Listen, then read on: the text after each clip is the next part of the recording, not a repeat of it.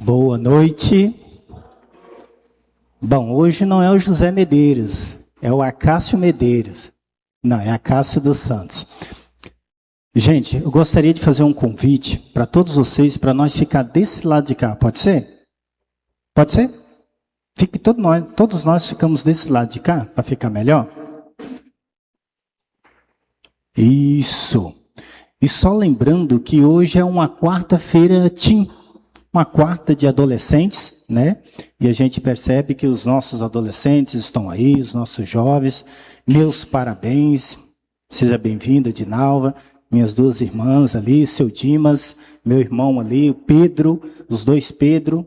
Meus parabéns por todos vocês estarem aqui hoje junto conosco. Meus irmãos, o nosso tema de hoje, ele está lá em Lucas 15, 11 e 24. Você vai ver uma diferença, porque essa passagem, eu vou citar ela na linguagem de hoje. E ela é relacionada, gente, não é para o jovem, não. Se fala do filho pródigo. No final da mensagem, a gente vai entender por que filho pródigo. E eu gostaria que você fechasse seus olhos e vamos orar ao Senhor. Senhor, nosso Pai Todo-Poderoso, mais uma vez aqui, ó Pai, somos gratos por tudo que o Senhor tem nos dado e pela oportunidade de estarmos aqui te louvando e glorificando o teu nome.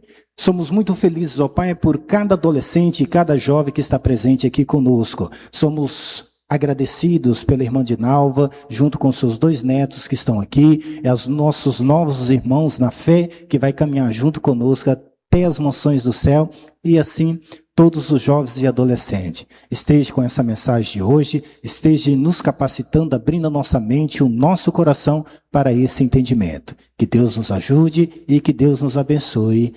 Amém. Todos estão com Bíblias?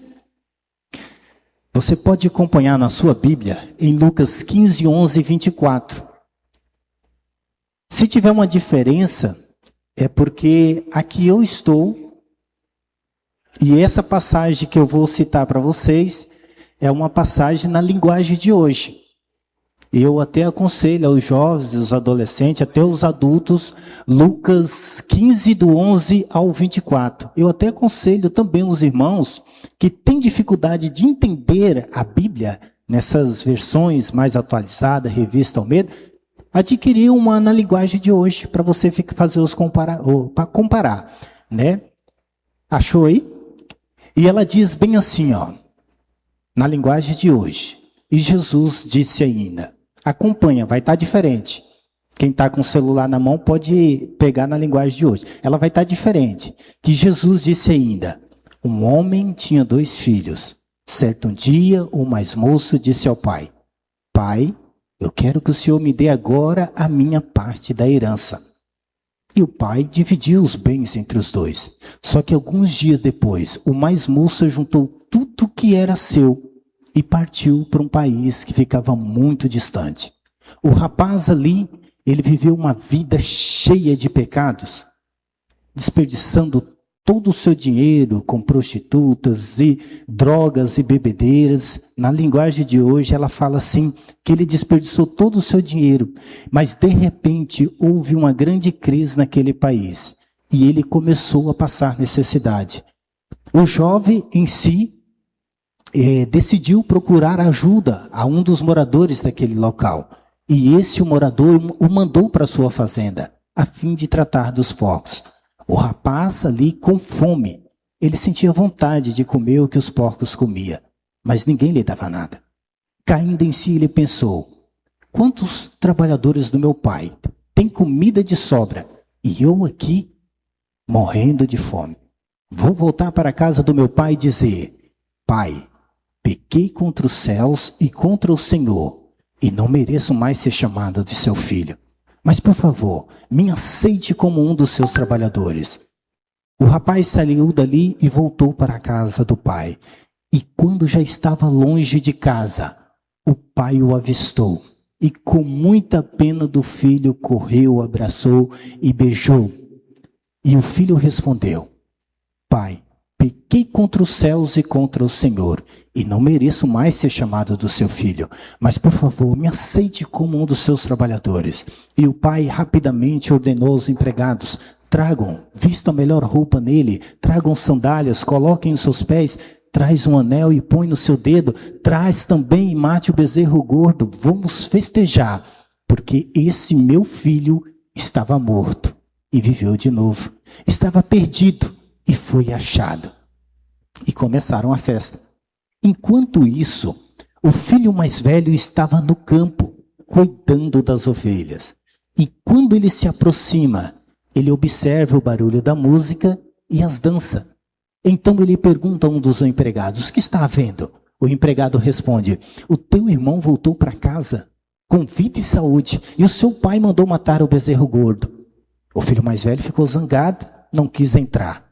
O pai, o avistando, foi até lá fora, olhou para ele: meu filho, entre, vamos festejar.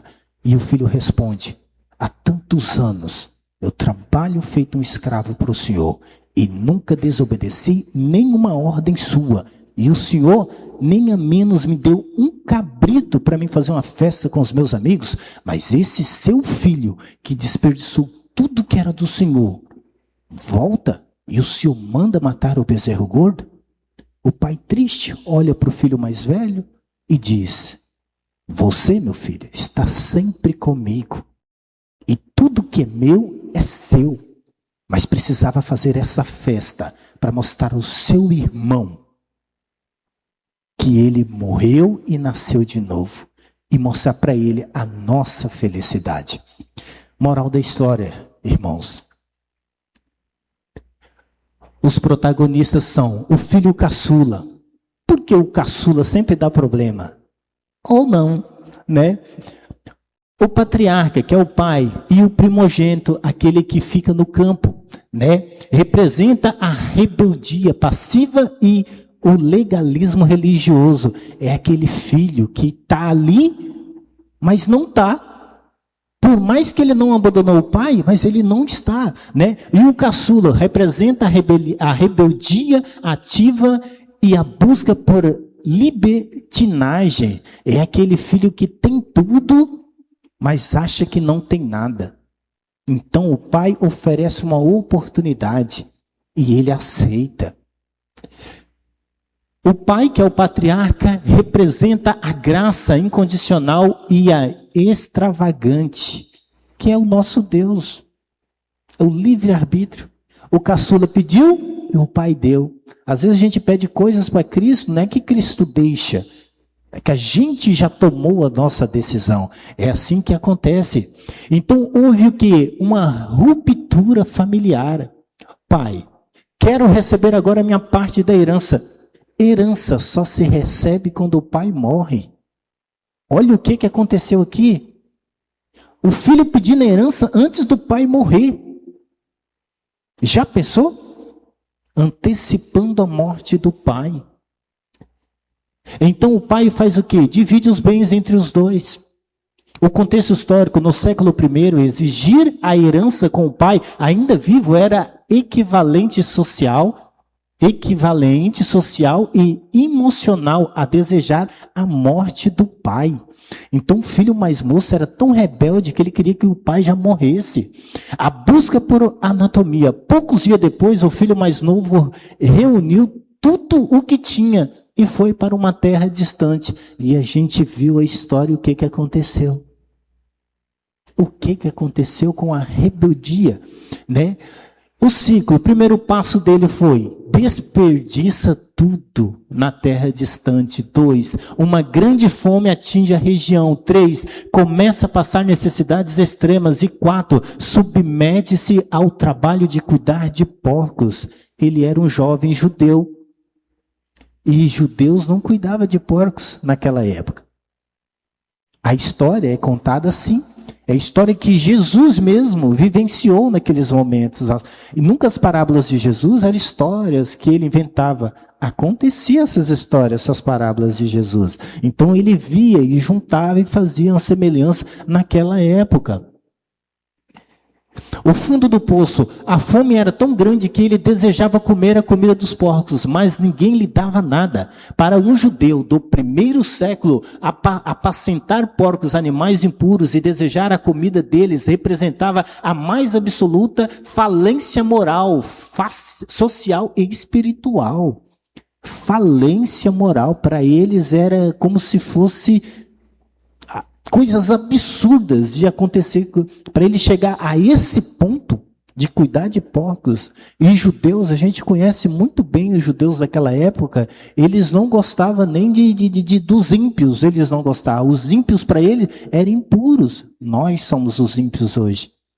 Nós era impuro para eles, né? Aí agora ele estava ali cuidando de porcos, né? O rapaz rebelde. O despertar da consciência. Quantos empregados do meu pai têm comida para comida com fartura e eu aqui morrendo de fome? O plano de retorno foi levantar e voltar, confessar: pai, pequei contra o céu e contra o Senhor. Abrir mão da filiação. Já não sou digno de ser chamado de seu filho. Trate-me como um dos seus empregados. Então ele abriu mão de ser filho do próprio pai, só para voltar para a casa do pai, porque ele entendia que na casa do pai dele, até os empregados tinham comida de sobra. E ali onde ele estava, distante, estava comendo o que sobrava dos porcos, porque ele precisava alimentar os porcos. Ele desejava comer a comida dos porcos. A que ponto nós hoje, como filhos pródigos, vamos, né? Isso aqui é para trazer um pouquinho para nós. Às vezes a gente sai, o nosso pensamento, não o nosso corpo, mas às vezes o nosso pensamento, nossa mente, sai da presença de Deus e nos tornamos filhos pródigos. Aí a gente volta à consciência e fala: Senhor, preciso voltar para Ti. Nós não precisamos, Fábio, sair da igreja para dizer que é filho pródigo. Às vezes a nossa mente sai da presença de Deus e precisamos retornar. A longa estrada de volta. Então ele se levantou e foi ao encontro do pai. Quando ainda estava longe, seu pai o viu. A corrida da compaixão. Poxa, gente, é como se um filho batesse no próprio pai, isso aqui. E mesmo assim o pai estivesse a todo tempo esperando o retorno do filho. O todo tempo. É como se um filho ingrato, hoje, vamos trazer para os nossos dias de hoje, como se fosse um filho ingrato, não respeitasse ali o seu lar, desrespeitasse os seus familiares, os seus empregados, e deseja ir embora. Aí o pai está o tempo todo esperando o filho. Olha lá, o tempo todo esperando que o filho retorne. Um filho que desejou a morte do próprio pai. E o pai, o quê? Fez a corrida da compaixão, cheio de compaixão, correu ao seu encontro, abraçou e o beijou. No Antigo Oriente Médio, um patriarca idoso correr levantando a túnica era considerado profundamente humilhante. O pai assume a vergonha pública para proteger o filho da rejeição da comunidade. Então, naquele momento, o filho, ele poderia ser rejeitado pela comunidade, porque ele desejou a morte do pai. O filho tenta recitar seus discursos naquele momento em que ele estava falando ali com os próprios porcos, né? Quando ele era escravo, né? Mas o pai o interrompe com 3 símbolos da reintegração. Primeiro ele fala: a melhor roupa. Por quê? Restaura a honra e o status de pertencimento à família. O pai queria a todo instante trazer o filho de volta para o lar. Sandálias nos pés, o símbolo do homem livre naquela cultura, apenas escravos, andava descalços. O filho se comportou como escravo. Então, quando as sandálias vêm aos seus pés, ele está tirando o filho da escravidão. Então, quando a gente sai da presença do pai, somos escravos. O mundo aí fora vai judiar de nós.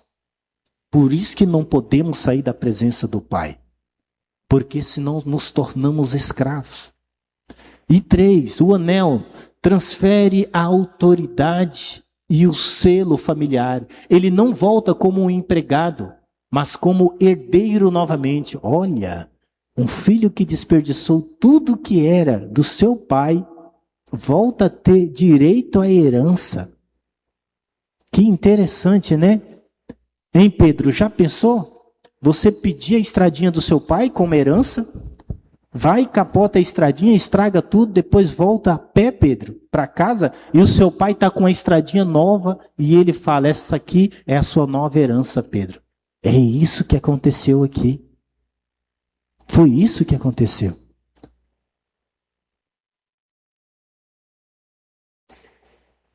O banquete da vida.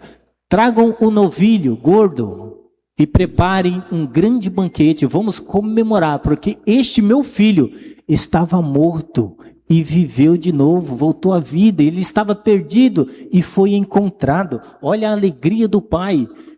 Olha aqui, meus irmãos. Essa parte aqui é uma das partes mais interessantes, que às vezes a gente condena o filho pródigo, mas esquece do filho, Fábio, que estava no lar, do lado do pai, o tempo todo. Enquanto a festa acontecia, o filho mais velho voltava do trabalho exaustivo do campo, né? Ao se aproximar da casa, ele ouviu a música e a dança, chamou o empregado para investigar. A resposta, seu irmão voltou são e salvo, e seu pai mandou preparar uma grande festa. Ele sabia que matou o novilho gordo. Era para ele aquilo lá, aquele novilho. Ele já estava preparando aquele novilho para uma festa com os amigos. Mas o irmão fez tudo isso. E olha a cara do filho mais velho. A indignação. O filho mais velho ficou indignado e não quis entrar. A recusa em participar do banquete era um insulto público ao anfitrião, seu pai. Fisicamente ele estava em casa, mas emocionalmente estava tão distante quanto o irmão mais novo. Olha só, meus irmãos. Às vezes a gente condena o filho pródigo, porque as ações do filho pródigo, elas são visíveis. Mas às vezes estamos dentro da igreja e estamos perdidos, Fábio. Às vezes a nossa mente aqui, dentro da igreja, mas a mente está o que? Longe. Nem percebe-se que você está na igreja. Voltamos para a igreja. Voltamos para a casa do pai. Porque o filho mais velho, ele estava, mas não estava dentro da casa do pai. Ele estava perdido dentro da própria casa.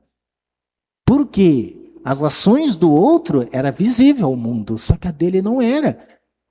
Não era. Por quê? O que contaminou o filho mais velho não foi nem sua atitude, foi o que estava em seu coração e sua mente. Por isso que ele estava perdido dentro de casa. Às vezes a gente tem irmãos ignorantes, bruto, xinga todo mundo, não respeita ninguém. É um filho mais velho perdido dentro de casa. É um filho perdido dentro de casa. Às vezes viemos para a igreja com a intenção de adorar, mas não adoramos. Somos filhos perdidos, filhos mais velhos perdidos dentro de casa. Precisamos voltar. O coração legalista. Há tantos anos eu trabalho para o Senhor e nunca desobedeci às suas ordens. Mesmo assim, o Senhor nunca fez uma festa para mim. Mas agora que esse seu filho voltou, pois depois de gastar toda a herança, o Senhor faz um grande banquete para ele. E vem a revelação. O filho mais velho via o pai como um patrão, servindo por obrigação e expectativa de pagamento, e não por amor. Será que a gente estamos na igreja com o intuito de querer status, ou poder, ou cargos, mas não estamos por amor? A gente está falando dos filhos mais novos lá fora, mostrando ao mundo que eles estão perdidos, mas não podemos esquecer daqueles que estão dentro de casa, e às vezes está mais perdido que o filho mais novo. Com a mente pensando em cargos, poder e riquezas espirituais, não sei o que, mais isso e mais aquilo. Perdido. só pensando no quê? Fazer algo que me dê resultados, né? Que me dê status. E não é isso, você vai estar perdido.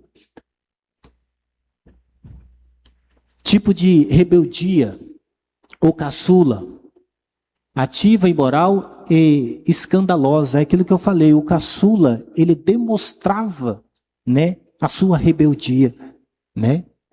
O primogênito mais velho era passivo, moralista e oculta. Aquilo que eu falei, ele estava perdido dentro de casa, mas ele era um pecador desgramado. No coração dele ele era arrogante, a mente não estava pensando nas coisas, ele não fazia por amor, ele fazia por obrigação e por dinheiro.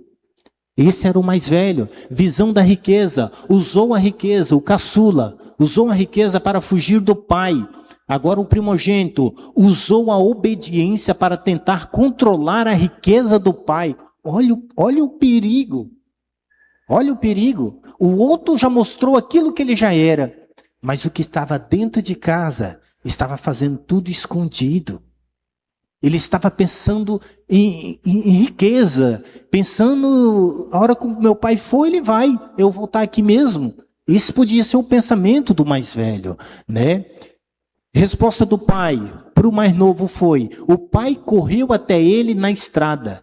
Já para o primogênito que já estava dentro de casa, olha o pai, ó, saiu da festa para ir até ele no quintal. Olha só, o filho mais novo, ele esperava voltar. O que estava dentro de casa, o pai teve que ir até ele para poder reencontrar também o próprio filho dentro de casa. O pai queria encontrar ele dentro de casa. Ambos estavam alienados do coração do pai. Todos estavam longe do pai. O segundo ato da graça: meu filho, você está sempre comigo e tudo o que é meu é seu. Assim como ignorou a vergonha para correr atrás do filho rebelde, o pai agora abandona sua própria festa para resgatar o filho ressentido. A graça do pai vai de encontro a ambos. Então o pai amava os dois da mesma forma. Mas igual eu mencionei, o mais novo demonstrava o seu pecado. O mais velho precisou do mais novo para mostrar o quanto ele era pecador. Quanto mais novo. Embora conhecia como a história do filho pródigo, desperdiçador, o verdadeiro foco da narrativa é o pai pródigo. A graça alcança o pecador que quebra as regras. A graça alcança o fariseu que guarda as regras. O amor extravagante e incondicional do Pai é a única ponte capaz de restaurar ambos os corações. Mas era preciso, o convite final, mas era preciso festejar e alegrar-nos, porque este seu irmão estava morto e viveu. Estava perdido e foi encontrado. A parábola termina sem revelar a decisão do filho mais velho, transferindo o convite da festa diretamente para o leitor, né? Agora eu pergunto, para nós que estamos aqui hoje, nós nos identificamos como os filho pródigo, o filho rebelde, ou o filho mansinho que fica do lado do pai o tempo todo? Você já se identificou? Otélio, você se identifica como o filho pródigo ou o filho mais velho? Você se identifica? Pode falar, qualquer um. Nenhum ainda, né, Telha? Porque você acredita no seu pai e você respeita. É isso. Não é para falar nenhuma das que eu falei. Não é para falar, é para dizer, não me identifico com nenhuma, né? Mas é isso, irmão, nós temos que tomar cuidado. Porque, pode falar, seu Dimas.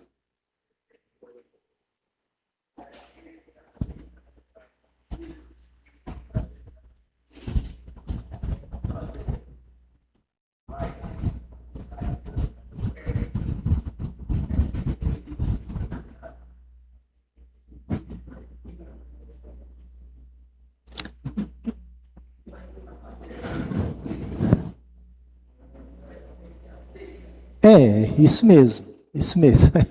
Pois é. Então, meus irmãos, Geis, prepara aquela música lá para mim de novo. sou de Jesus.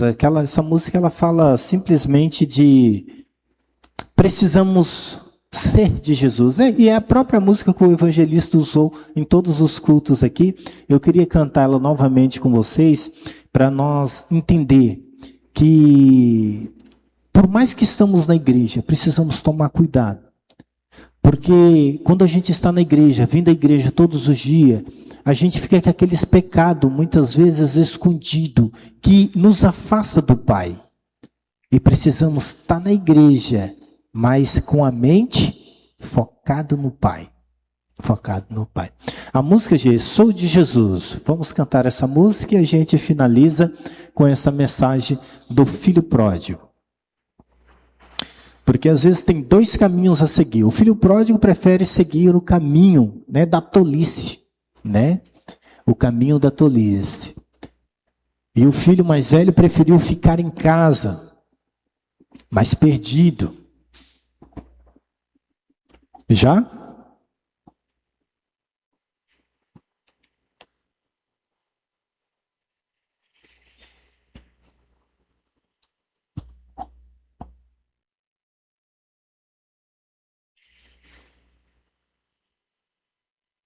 Sou de Jesus.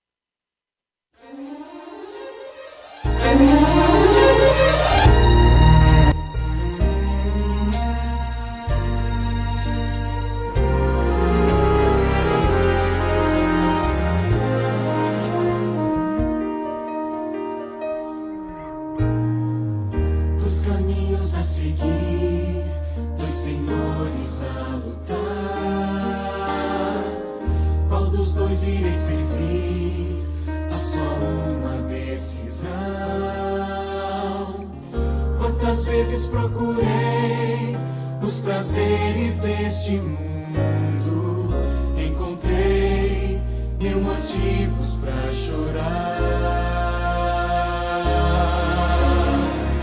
O inimigo sempre vem disfarçando as intenções, com ciladas ao redor, ele quer me destruir. Só Jesus pode me dar a real felicidade e poder para ser o vencedor.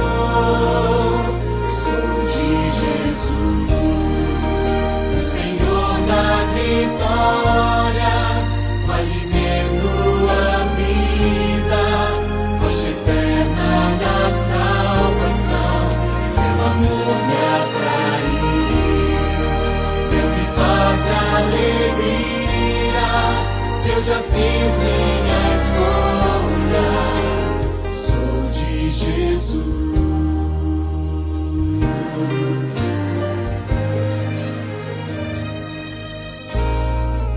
Decide testemunhar, mesmo em forte provação, rejeitando pela fé o pecado e seu sabor. No caminho de Jesus estarei sempre seguro, e assim eu prossigo rumo ao céu. Sou de Jesus, o Senhor da vitória, o alimento, a vida, rocha eterna da salvação. Seu amor me atraiu, deu-me paz e alegria, eu já fiz minha escolha, sou de Jesus.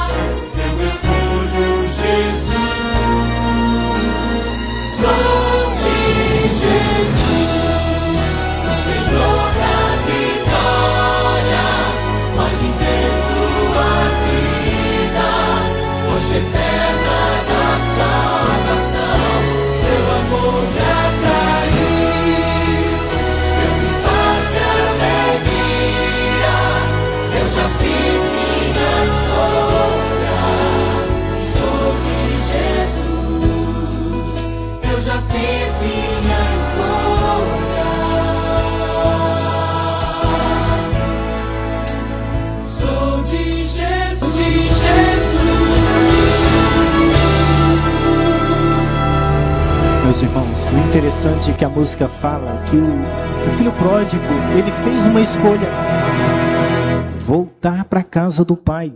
Só que na história do filho pródigo mais velho, não diz que ele voltou para o pai. Não mostra arrependimento. O filho mais pródigo, ele mostrou arrependimento e voltou. Assim como nós, um dia, que não fomos realmente da igreja e decidimos fazer uma escolha e estamos aqui hoje, nós fomos um filho pródigo e fizemos a melhor escolha possível para as nossas vidas. Cuidar dos nossos filhos na casa do pai, dos nossos netos, né? Dos nossos amigos, tudo na casa do Senhor. Porque fizemos essa escolha. Não devemos ser igual o filho mais velho. Porque o filho mais velho em nenhum momento teve arrependimento. A parábola não fala de arrependimento. Mas do filho pródigo, por mais rebelde que ele foi, houve arrependimento sincero. Porque ele chorou e diz: não sou digno mais de ser chamado de seu filho. Amém? Feche os seus olhos e vamos orar. Senhor nosso Pai, mais uma vez gratos por tudo que o Senhor tem nos dado, ó Pai. E que essa mensagem do filho pródigo possa fazer uma grande diferença nas nossas vidas. Porque com o filho pródigo a gente entende, Senhor, que o arrependimento sincero e o pedido de perdão, sabemos que o Senhor, que é o nosso grande Pai, está sempre nos esperando. Assim como o pai do filho pródigo, o Senhor também está à nossa espera. Por mais que estamos na igreja, Senhor, mas queremos que o nosso coração e a nossa mente volte para o Senhor. Esteja abençoando aqui nessa noite. E eu quero colocar em suas mãos, ó Pai, todos os nossos irmãos presentes aqui, os nossos jovens, os nossos adolescentes que vieram adorar ao Senhor. Senhor, coloque no coração deles, na mente deles, o verdadeiro objetivo de adorá-lo. Coloque na mente dos nossos jovens, ó Pai, que está na sua casa, é um motivo de salvação, é um motivo, ó Pai, de morar contigo nas mansões celestiais. Senhor, esteja com os nossos amigos aqui, os nossos vizinhos da Igreja Leão de Judá, abençoando todos, ó Pai, e fazendo com que, Senhor, eles aceitem verdadeiramente o Senhor como o único Salvador. Muito obrigado por tudo. Nos leve para os nossos lares, ó Pai. E sábado estaremos aqui, novamente, Senhor, com uma grande festa, uma grande cerimônia, ó Pai. E estaremos aqui entregando o certificado que comprova realmente que pessoas se entregaram a Ti. Muito obrigado por tudo. E fazemos o convite aos nossos amigos aqui, ó Pai, para adorar ao Senhor no próximo sábado. Em nome dEle, amém, Senhor. Uma boa noite a todos. Sábado, café da manhã aqui para nós. Está convidado, tá de novo. Pode vir, tá? Seu Dimas, sábado, café da manhã aqui para nós, tá? Irmãs, o nosso certificado. Quando vocês ganham o certificado, nós também ganhamos, tá? Vai ser o próximo sábado, tá? E todos estão convidados. Tá bom, Pedro? Sábado, tá? De manhã, café da manhã. E a nossa programação especial com amigos de outra igreja que vai estar dirigindo toda a nossa programação, tá bom? Próximo sábado, até sábado.